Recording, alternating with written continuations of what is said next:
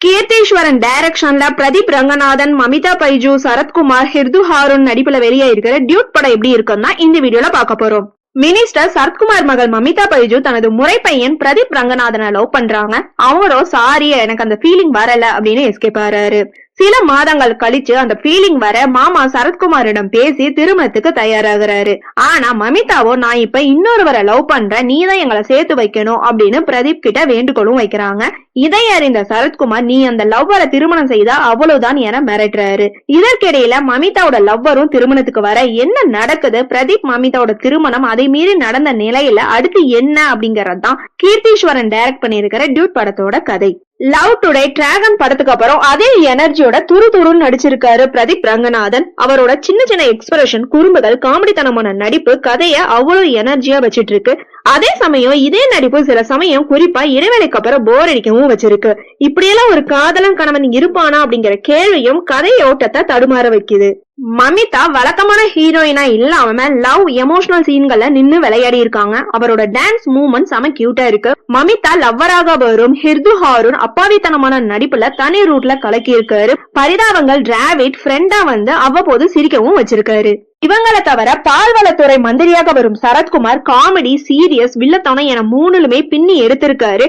அவர் சொல்லும் தங்கச்சி பிளாஷ்பேக் கதையும் நல்லா இருக்கு. அவர் நடிப்பும் இடைவெளிக்கு அப்புறம் கொஞ்சம் கிரிஞ்சா தெரியுது. அவரை வாடா போடாங்கிற ரீதியில ஹீரோ பேசும் அந்த வசனம் கொஞ்சம் ஓவராவே இருக்கு. எப்படி சம்மதிச்சார் சரத்குமார்னு தெரியல. ஒரு பெண், இரண்டு காதலர்கள், அடுத்து ஒரு பெண், ஒரு கணவர், ஒரு காதலன், அடுத்து ஒரு பெண், ஒரு குழந்தை, அப்பா காதலன்ங்கிற குழப்பமான கான்செப்டை எத்தனை பேர் ஏற்பாங்கிறது கேள்விக்குறிதான். தாலி, காதல், பெண்கள் சென்டிமெண்ட், நவீனம், யூத் சப்ஜெக்ட்ங்கிற பெயர்ல பட இளங்காடுல பல டயலாக்களை கொச்சப்படுத்தியும் இருக்காங்க இயக்குனர். ஒரு கட்டத்துல நாம் என்ன சொன்னாலும் எதை செஞ்சாலும் ரசிகர்கள் ஏற்பாங்கிற ரீதியில இஷ்டத்துக்கு திரைக்கதை எழுதி படத்தின் தன்மையை மாற்றியும் இருக்காங்க. காதல் கதையில புதுமை, புரட்சிங்கிற பெயர்ல குடும்ப வாழ்க்கை, கணவன் மனைவி உறவில் புகுந்து விளையாடி நடைமுறைக்கு செட்டே ஆகாத சீன்கள்லாம் வச்சு இந்த இயக்குனருக்கு என்னதான்ப்பா ஆச்சு அப்படிங்கிற மாதிரி பிற்பாதியில ரொம்பவே சோதிக்க வச்சிருக்காரு.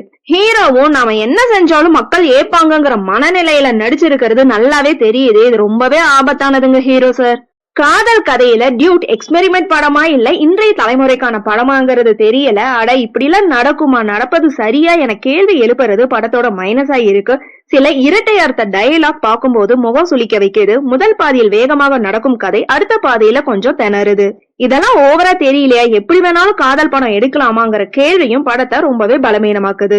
மற்றபடி இன்றைய தலைமுறைக்கு பிடிச்ச பல சீன்கள் டயலாக் படம் முழுக்க இருக்கு. படம் முழுக்க கலர்ஃபுல் விஷயங்கள், கலக்கல டயலாக், காமெடி சீன்கள் ரொம்ப அதிகமா இருக்கு. காதல், மேரேஜ் ஃபங்க்ஷன் சீன் படும் சுவாரஸ்யமா போகுது. குறிப்பா சாய் அபயங்கர் பாடல்கள், இசை செம ஃப்ரெஷ்ஷா இருக்கு. அதை அழகாவும் படமாக்கி இருக்காரு நிஹத் பொம்மி.